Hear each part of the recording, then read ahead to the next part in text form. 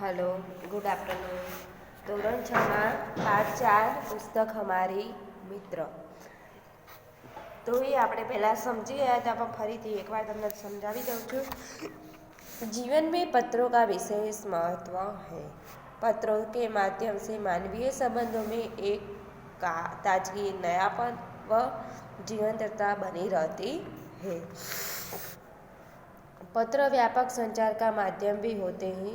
पत्र लेखन एक कला है, अतएव पत्र लेखन की कला के छात्र अवगत हो यह आवश्यक है।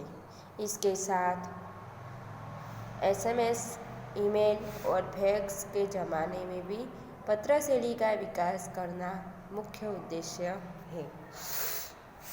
195 उमियानगर सोसायटी, मुंद्रा, जिला कच्छ, दिनांक 4/8/2011।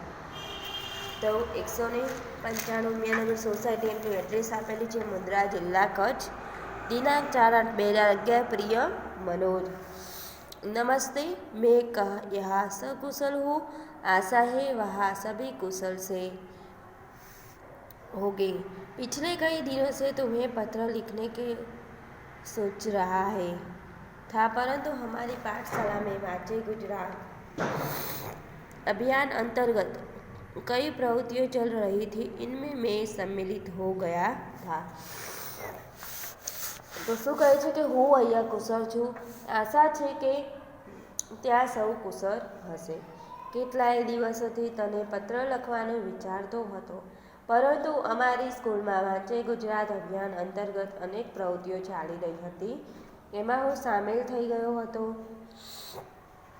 मित्र, तुम भी वांचे गुजरात अभियान में सम्मिलित हुए होंगे। अभियान के संदर्भ में राज्य सरकार ने भी एक सूत्र घोषित किया था, जो पुस्तक के मित्र वो मेरे भी मित्र।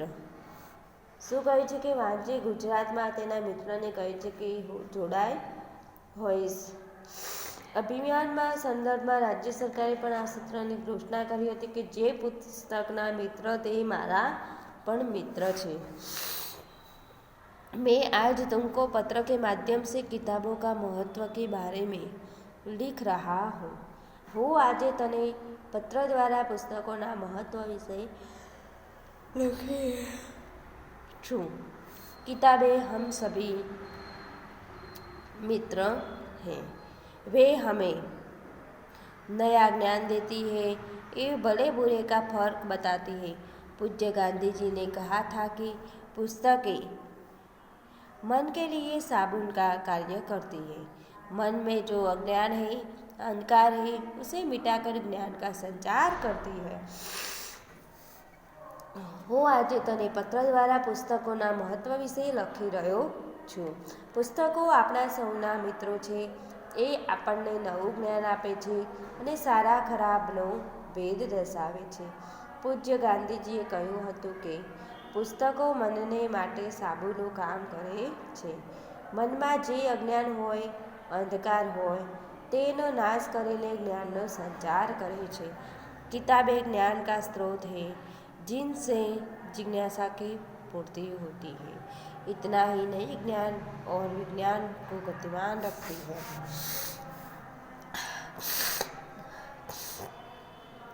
किताबें मूल्यवान हैं, हमें इनको पढ़कर हमारे जीवन को सजाना एवं संवारना है। શું કહે છે કે પુસ્તકો જ્ઞાનનો સ્ત્રોત છે, જેનાથી જિજ્ઞાસા પૂરી થાય છે। એટલું જ નહીં, તે જ્ઞાન અને વિજ્ઞાનમાં ગતિમાન રાખે છે। પુસ્તકો મૂલ્યવાન છે, આપણે તે વાંચીને આપણા જીવનને સજાવવાનું અને ઉજારવાનું કામ છે। मित्र, मैं ऐसा कहना चाहता हूँ कि मुझे पैसा नहीं, पुस्तकें चाहिए। આપણે તે વાંચીએ કે આપણા જીવનને સજાવવાનું અને ઉજારવાનું કામ કોણ કરે છે? પુસ્તક। મિત્ર, હું એમ કહેવા માગું છું કે મારે પૈસા નહીં, પુસ્તકો જોઈએ છે। जन्मदिन के अवसर पर पुष्प का गुलदस्ता नहीं, बल्कि किताबों की भेंट देनी चाहिए। હવે એમ કહે છે કે જન્મદિવસના અવસર પર ફૂલોના ગુલદસ્તા નહીં પરંતુ પુસ્તકોને ભેટ આપવી જોઈએ. તો પુસ્તકો ભેટ આપીએ તો તે તમારો કોઈ મિત્ર હોય તો કોઈ દિવસ વાંચે તો કંઈક એને સારા કંઈક ગુણ આવે.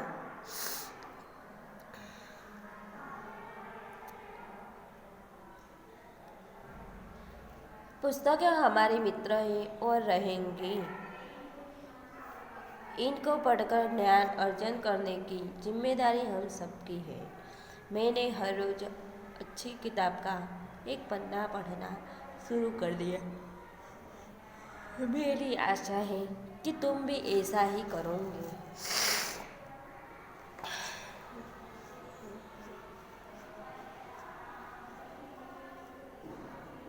પુસ્તકો આપણા મિત્ર છે અને રહેશે. એમને વાંચીને જ્ઞાન મેળવવાની જવાબદારી આપણા સૌની છે. મેં દરરોજ સારા પુસ્તક એક પાનું વાંચવાનું શરૂ કરી દીધું છે. કે નિયમ છે કે દરરોજ એક પન્નું પુસ્તકનું વાંચવું. મને આશા છે કે તું પણ એવું જ કરીશ.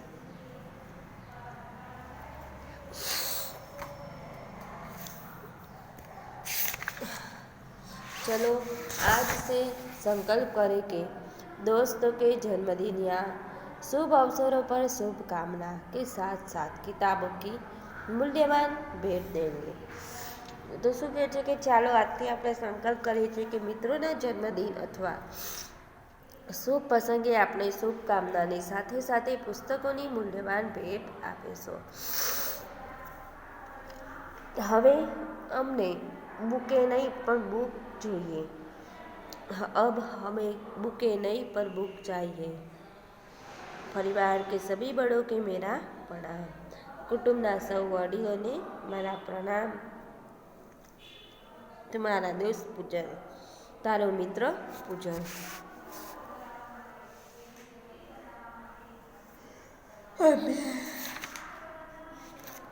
अगर आप प्रश्न 1, अगर आप किसी को चिट्ठी लिख रहे हैं तो उनके लिखेंगे नीचे दी गई जगह पिन कोड नंबर, घर का नंबर 1201, गली मोहल्ले का नाम नोट कर लें.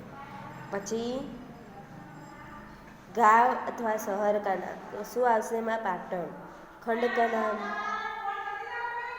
पाटण जिला.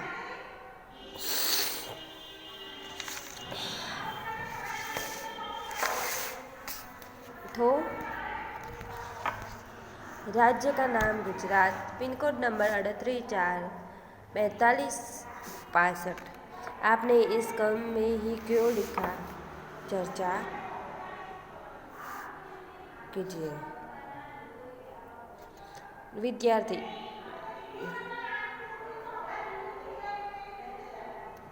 गुरुजी ऊपर दी गई जानकारी आपने कम में क्यों लिखी है.